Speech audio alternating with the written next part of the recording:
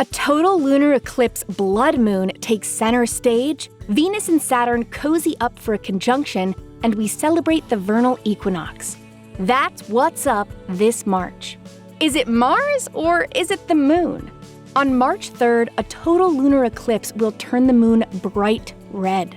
During a lunar eclipse, which can only happen during a full moon, Earth passes between the sun and the moon, casting a shadow on the lunar surface.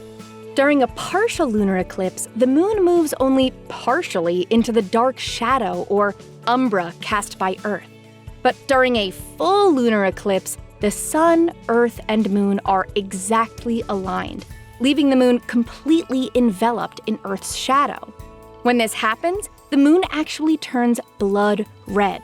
While you might imagine a full lunar eclipse would leave the moon completely dark, Earth's atmosphere scatters the light, illuminating the moon in this orange-reddish hue.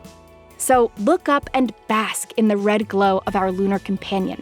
This full lunar eclipse will be visible from Eastern Asia and Australia in the evening, from the Pacific at night, and from most of North and Central America as well as Western South America in the early morning. On March 8th, Venus and Saturn will cozy up for a conjunction in the evening sky. The pair will be about 1 degree apart, which is roughly the width of a single finger if you hold it at arm's length.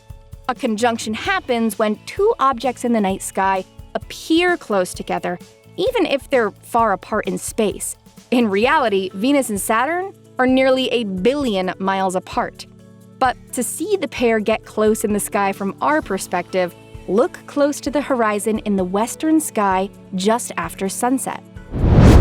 On March 20th, we ring in the vernal equinox, marking a transition into the next season.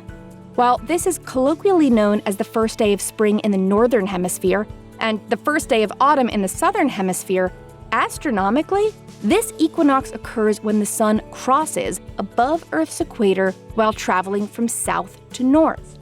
On this day, northern and southern hemispheres experience roughly equal amounts of sunlight, and day and night are also about equal, each lasting almost exactly 12 hours. So enjoy the start of a new season with a day of perfectly balanced sunlight.